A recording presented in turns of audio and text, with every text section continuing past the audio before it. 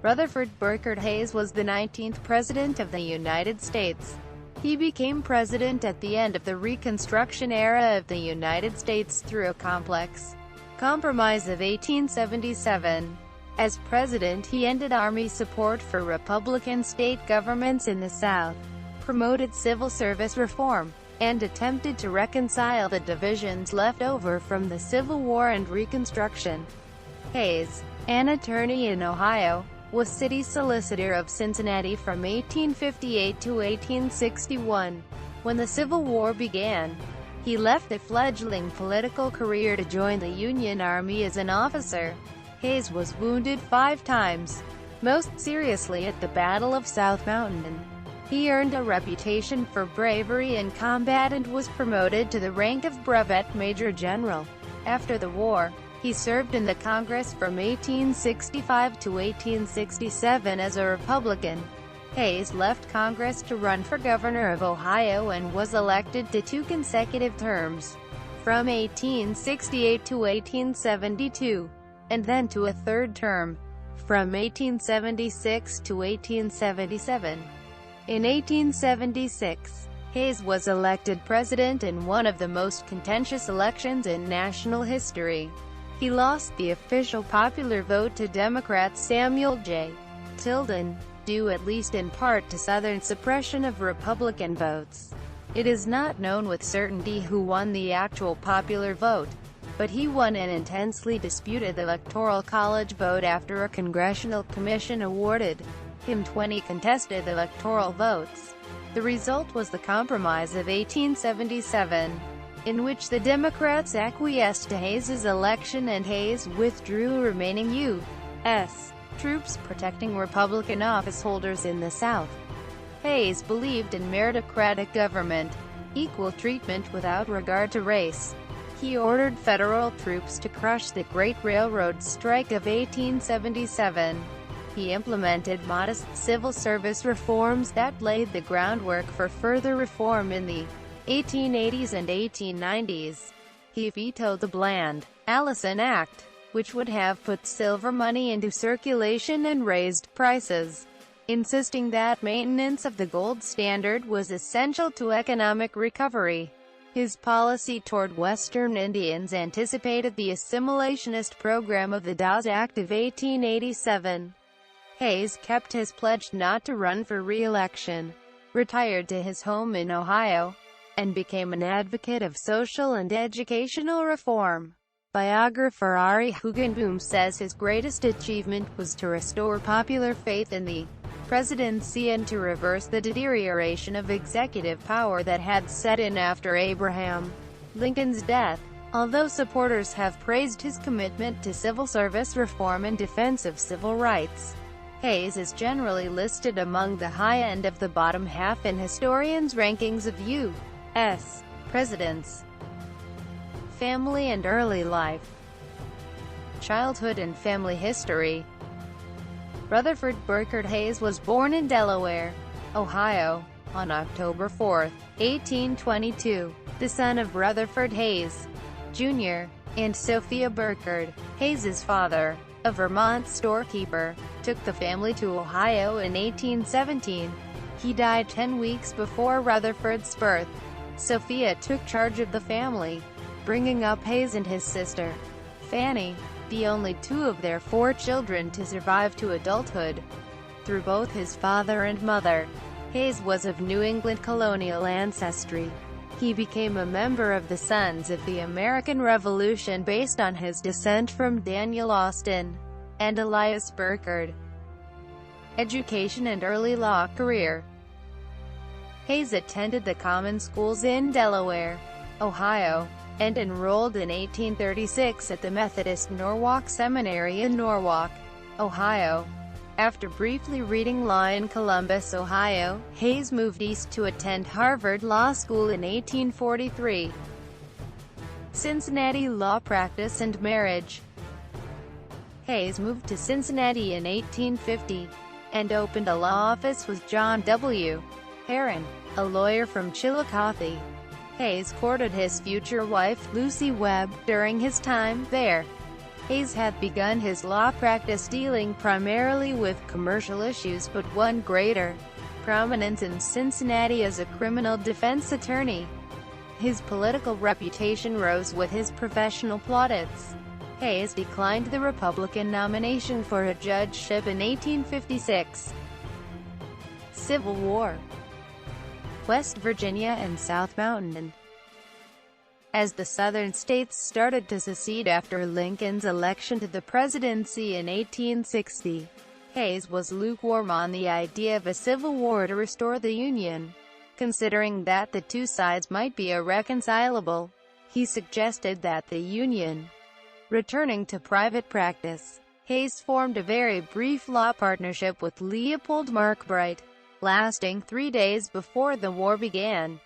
After a month of training, Hayes and the 23rd Ohio set out for Western Virginia in July 1861 as a part of the Kanawha Division. He had one of his men tie a handkerchief above the wound in an effort to stop the bleeding, and continued to lead his men in the battle. While resting, he ordered his men to meet a flanking attack, but instead his entire command moved backward, leaving Hayes lying in between the lines. Eventually, his men brought Hayes back behind their lines, and he was taken to the hospital. The regiment continued on to Antietam, but Hayes was out of action for the rest of the campaign. Army of the Shenandoah. The division spent the following winter and spring near Charleston, Virginia, present-day West Virginia, out of contact with the enemy. Hayes and his brigade moved to the Shenandoah Valley for the Valley campaigns of 1864. Crook's Corps was attached to Major General David Hunter's Army of the Shenandoah and soon back in contact with Confederate forces, capturing Lexington, Virginia on June 11. Cedar Creek marked the end of the campaign. Hayes was promoted to brigadier general in October 1864 and breveted major general. Post-war politics. Congressman. While serving in the Army of the Shenandoah in 1864, Hayes was nominated by Republicans to run for the House of Representatives from Ohio's 2nd Congressional District. When the 39th Congress assembled in December 1865, Hayes was sworn in as a part of a large Republican majority. Hayes identified with the moderate wing of the party, but was willing to vote with the radicals for the sake of party unity. Re-elected in 1866, Hayes returned to the lame duck session to vote for the Tenure of Office Act, which ensured that Johnson could not remove administration officials without the Senate's consent. Governor of Ohio. A popular congressman and former Army officer, Hayes was considered by Ohio Republicans to be an excellent standard-bearer for the 1867 election campaign.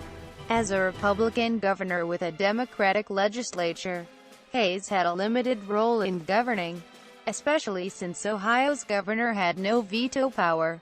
Despite these constraints, Hayes oversaw the establishment of a school for deaf-mutes and a reformed school for girls. Private life and return to politics.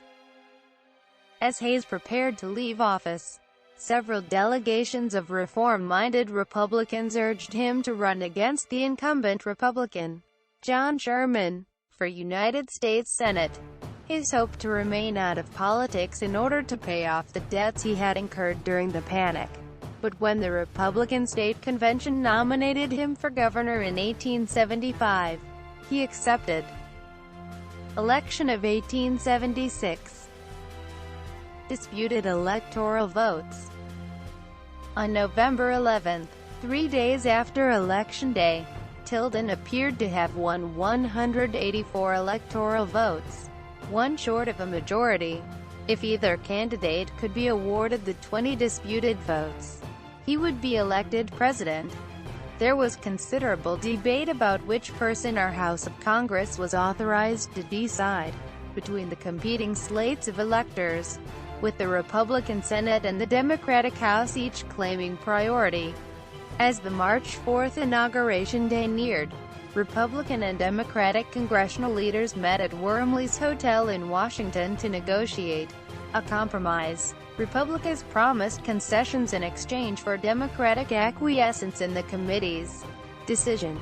The primary concession Hayes promised would be the withdrawal of federal troops from the South and an acceptance of the election of Democratic governments in the remaining, unredeemed states of the South. Presidency. Inauguration. Because March 4, 1877 fell on a Sunday, Hayes took the oath of office privately on Saturday, March 3, in the Red Room of the White House, the first president to do so in the Executive Mansion. He took the oath publicly on the following Monday on the East Portico of the United States Capitol. The South and the end of Reconstruction. Hayes had been a firm supporter of Republican Reconstruction policies throughout his political career, but the first major act of his presidency was an end to Reconstruction and the return of the South to Home Rule. Hayes's later attempts to protect the rights of Southern blacks were ineffective, as were his attempts to rebuild Republican strength in the South. Hayes tried to reconcile the social mores of the South with the recently passed civil rights laws by distributing patronage among Southern Democrats. "My task was to wipe out the color line, to abolish sectionalism, to end the war and bring peace," he wrote in his diary. "To do this, I was ready to resort to unusual measures and to risk my own standing and reputation within my party and the country." Quote. Civil service reform. Hayes took office determined to reform the system of civil service appointments, which had been based on the spoils system since Andrew Jackson was president. To show his commitment to reform, Hayes appointed one of the best-known advocates of reform, Carl Schurz, to be Secretary of the Interior and asked Schurz and William M. Evarts, his Secretary of State, to lead a special cabinet committee charged with drawing up new rules for federal appointments. Although he could not convince Congress to outlaw the spoils system, Hayes issued an executive order that forbade federal office holders from being required to make campaign contributions or otherwise taking part in party politics. Hayes was forced to wait until July 1878 when, during a congressional recess, he sacked Arthur and Cornell and replaced them by recess appointments of Merritt and Silas W. Burt, respectively. Hayes also dealt with corruption in the Postal Service. In 1880, Schurz and Senator John A. Logan asked Hayes to shut down the Star Route Rings, a system of corrupt contract profiteering in the Postal Service, and to fire Second Assistant Postmaster General Thomas J. Brady, the alleged ringleader. Great Railroad Strike. In his first year in office, Hayes was faced with the United States' largest labor disturbance to date, the Great Railroad Strike of 1877. Pittsburgh next exploded into riots, but Hayes was reluctant to send in troops without the governor first requesting them. Currency debate. Hayes confronted two issues regarding the currency, the first of which was the coinage of silver, and its relation to gold. In 1873, the Coinage Act of 1873 stopped the coinage of silver for all coins worth $1 or more, effectively tying the dollar to the value of gold. As a result, the money supply contracted and the effects of the Panic of 1873 grew worse, making it more expensive for debtors to pay debts they had contracted when currency was less valuable. The second issue concerned United States notes, commonly called greenbacks, a form of fiat currency first issued during the Civil War. The government accepted these notes as valid for payment of taxes and tariffs, but unlike ordinary dollars, they were not redeemable in gold. Foreign policy. Most of Hayes's foreign policy concerns involved Latin America. In 1878, following the Paraguayan War, he arbitrated a territorial dispute between Argentina and Paraguay. The Mexican border also drew Hayes's attention. Throughout the 1870s, lawless bands often crossed the border on raids into Texas. Outside of the Western Hemisphere, Hayes's biggest foreign policy concern dealt with China.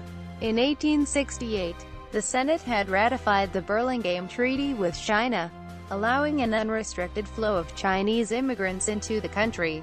As the economy soured after the Panic of 1873, Chinese immigrants were blamed for depressing workmen's wages. Indian policy. Interior Secretary Carl Schurz carried out Hayes's American Indian policy, beginning with preventing the War Department from taking over the Bureau of Indian Affairs. Hayes dealt with several conflicts with Indian tribes. The Nez Perce, led by Chief Joseph, began an uprising in June 1877 when Major General Oliver O. Howard ordered them to move onto a reservation. Hayes also became involved in resolving the removal of the Ponca tribe from Nebraska to Indian Territory, present-day Oklahoma, because of a misunderstanding during the Grant administration. Great Western Tour of 1880. In 1880, Hayes embarked on a 71-day tour of the American West, becoming the first sitting president to travel west of the Rocky Mountains. Hayes' traveling party included his wife and General William Tecumseh Sherman, who helped organize the trip. Hayes began his trip in September 1880, departing from Chicago on the Transcontinental Railroad. He journeyed across the continent, ultimately arriving in California, stopping first in Wyoming and then Utah and Nevada, reaching Sacramento and San Francisco. By railroad and stagecoach, the party traveled north to Oregon, arriving in Portland, and from there to Vancouver, Washington.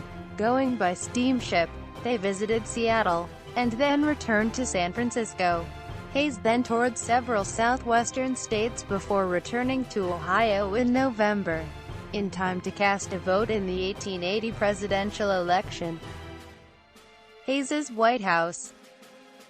Hayes and his wife Lucy were known for their policy of keeping an alcohol-free White House, giving rise to her nickname, Lemonade Lucy. Quote, Administration and Cabinet. Judicial appointments.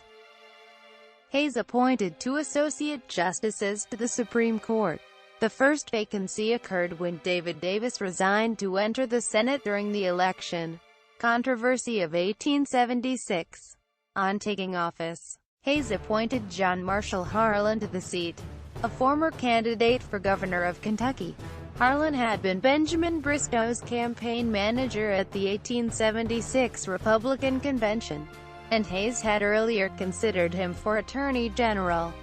Hayes attempted, unsuccessfully, to fill a third vacancy in 1881. Justice Noah Haynes Swain resigned with the expectation that Hayes would fill his seat by appointing Stanley Matthews, who was a friend of both men. Later life and death. Hayes declined to seek re-election in 1880, keeping his pledge that he would not run for a second term. He was gratified with the election of fellow Ohio Republican James A. Garfield to succeed him, and consulted with him on appointments for the next administration. Hayes became an advocate for educational charities, advocating federal education subsidies for all children. In church it occurred to me that it is time for the public to hear that the giant evil and danger in this country, the danger which transcends all others, is the vast wealth owned or controlled by a few persons. Money is power. In Congress, in state legislatures, in city councils, in the courts, in the political conventions, in the press, in the pulpit, in the circles of the educated and the talented. Its influence is growing greater and greater. Excessive wealth in the hands of the few means extreme poverty, ignorance, vice, and wretchedness is the lot of the many. It is not yet time to debate about the remedy. The previous question is as to the danger, the evil. Let the people be fully informed and convinced as to the evil. Let them earnestly seek the remedy and it will be found. fully to know the evil is the first step towards reaching its eradication. Henry George is strong when he portrays the rottenness of the present system. We are, to say the least, not yet ready for his remedy. We may reach and remove the difficulty by changes in the laws regulating corporations, descents of property, wills, trusts, taxation, and a host of other important interests, not omitting lands and other property. Hayes was greatly saddened by his wife's death in 1889. Legacy and honors. Following the donation of his home to the state of Ohio for the Spiegel Grove State Park, he was reinterred there in 1915. An 1878 dispute between Argentina and Paraguay, which Hayes had arbitrated and decided in favor of Paraguay, giving Paraguay 60% of its current territory, later motivated a province in the region to be named after him, Presidente Hayes Province. Capital: Villa Hayes. An official holiday, November 12, the anniversary of the decision, celebrated in Presidente Hayes Province. A local soccer team, Presidente Hayes Soccer Club, based in the national capital, Ascension, also known as Los Yankee. A postage stamp, the design of which was chosen in a contest run by the U.S. Embassy, and even a young girl's wish. A girl who came out of a coma got her fondest wish: a trip to the Hayes Presidential Center in Fremont, Ohio.